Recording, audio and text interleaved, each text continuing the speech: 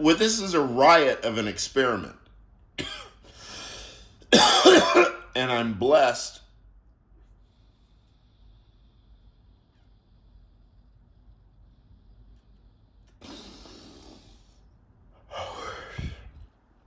I'm blessed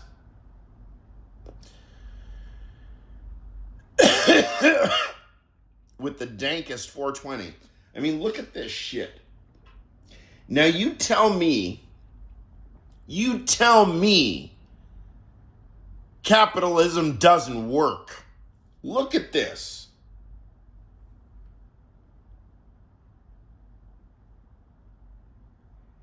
This is a moon rock or a space rock. Look at that.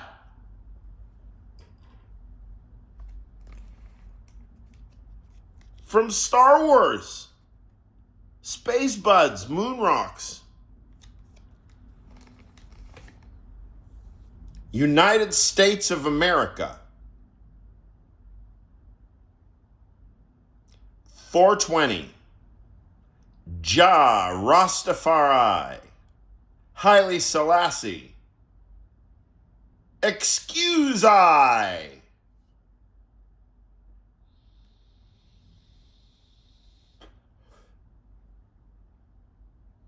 Excuse I. I and I.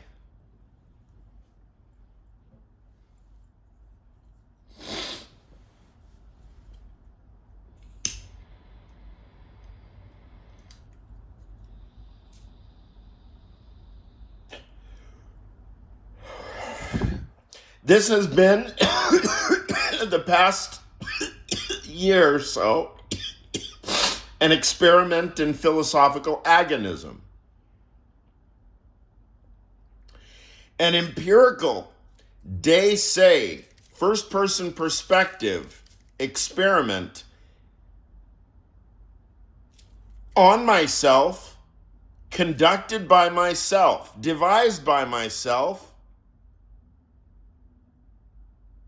and adapting constantly in real time. Well, how do I keep the mutatis mutandis?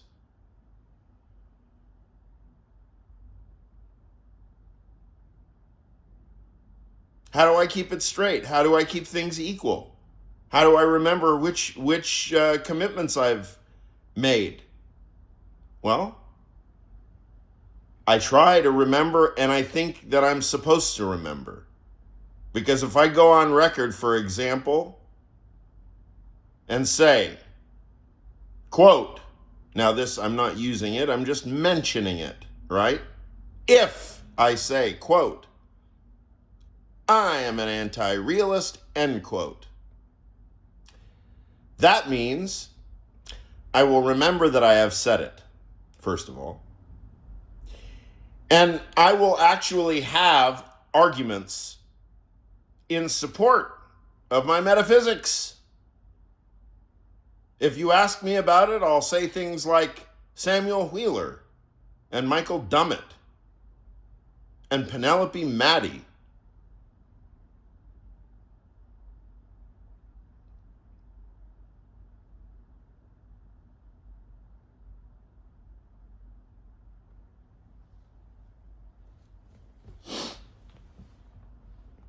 Richard Sylvan Routley.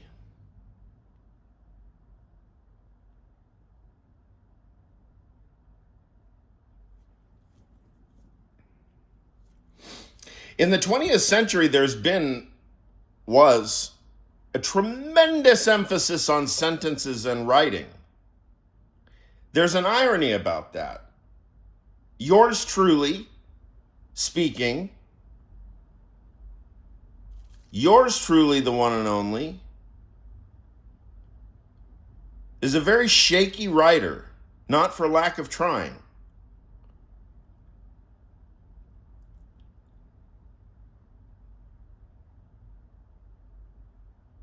I'm capable of various experimental modes, ranging between roughly Finnegan's Wake and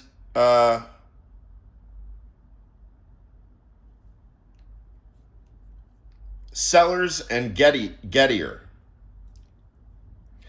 Sellers, Gettier, Quine, Finnegan's Wake, Artaud, Derrida. Now you can imagine what kind of, and then somehow I've got to get metaphysics from Jan Cox and Terence McKenna in there somewhere.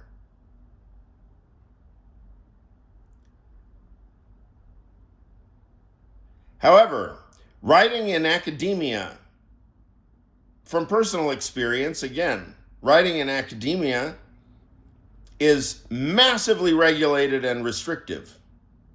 If you go and study philosophy, first, you have to learn exactly what the instructors at the department you go are committed to arguing.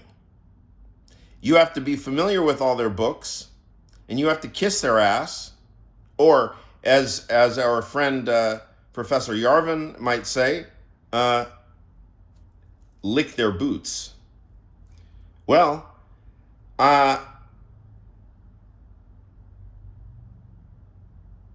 it would be a freezing day in hell if you ever caught me saying something to the effect of, quote, "They are all bootlickers," end quote. Such as Professor Yarvin is on record committing himself to. I assume that that's a theoretical posit. So he's committed to, at the very least, some kind of axiology of bootlicking, right? Probably a morality of bootlicking. And we expect to hear the account. If it's a real scientific account, he'd probably take about an hour to explain to us his theory of bootlicking. What am I talking about right now? I'm talking about writing. I'm talking about the fact that writing in academia is massively policed and restricted according to gatekeeping codes. These gatekeeping codes masquerade as representing canonical, what's the term? The canon.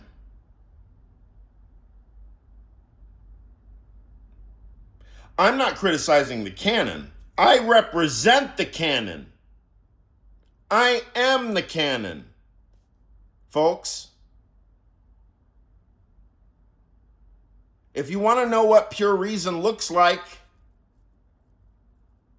why don't you become my friend and ask me a few questions? What are we talking about right now? Writing. There is a fetishism about writing, and it exists in Gottlob Frege and in Jacques Derrida. Wild fetishism about putting ink on a piece of paper. Literally. Frege leaves a fairly comprehensible and straightforward metaphysics, fairly compact, parsimonious, pithy. He depends to some degree on Plato for metaphysics, Frege. But without sentences, there is no Frege. What is a sentence? Somehow it's ink on a piece of paper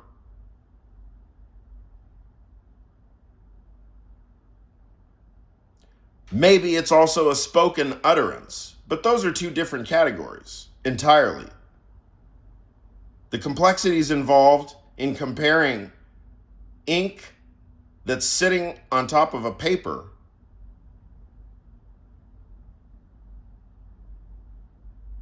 and the words, the sounds coming out of my mouth right now is, just imagine all the category mismatches. 100% across the board. They have nothing in common. My mouth is full of molecules and metabolism and stuff, and it's full of time, and it's full of space, and it's full of life, right? Ink sitting on a paper just doesn't really seem to remind us of any of that, right? And nevertheless,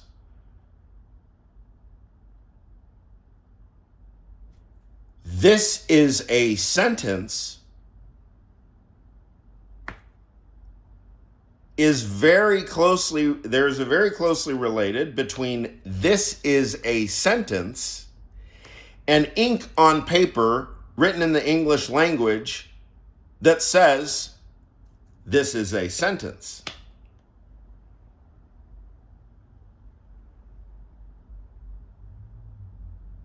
By way of the obsession of writing in the 20th century and in Western academic discourse, the obsession with writing, ironically, maybe not so ironically, it's fairly logical.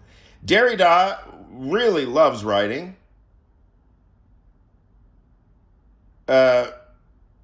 Textuality, right? And moreover, he has a collection of fairly withering arguments against the notion of presence. And he equates presence with the spoken voice. Socrates is the representative. Socrates, he who did not write, or he who doesn't write. Now, from my perspective,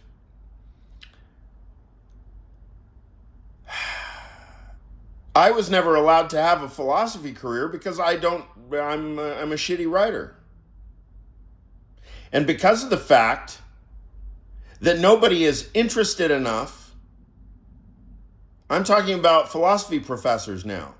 Nobody's interested enough, except a few, and you know who you are.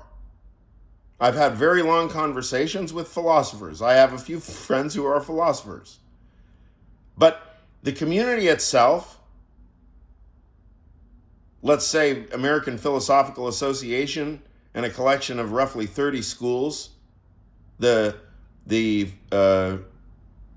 employees, the faculties of which I'm roughly familiar with all their work, certainly know the canon more or less myself.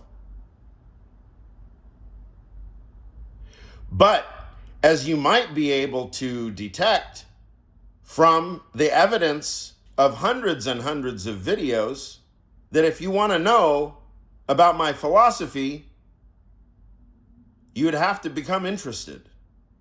And you would have to start asking me lots of questions. And then you would have to be prepared to listen to me talk for hours and hours and hours and hours. I wouldn't talk at you. It would be a conversation. If you have anything to say, then it's a conversation. If you don't have anything to say, then I just talk and talk and talk and upload hundreds and hundreds and hundreds of videos, right? He who does not write. I guess I'm a dumb shit. I have F's on my report cards to prove it. Socrates and I are Bazanakia. Now, here is the upshot of my talk right now. There is no philosophy department seriously committed to the standards of empirical science and pure science, right? In other words, there exists no department 100% committed to first principles inquiry that also offers doctoral training, qua spoken dialectic, philosophical dialectical argument. No writing at all. I'm pretty sure no such thing exists, because if it did, I'd know about it. There are a couple of schools that I have questions about that I've never visited, and I don't know very well, personally, philosophers from those schools, but I have my hunches. There might be a few that you could pull it off. You might have to call it a creative writing degree, though. I don't know. But that would be ironic.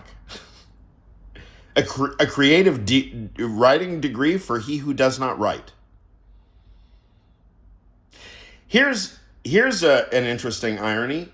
If you want to teach, you have to do what I'm doing right now.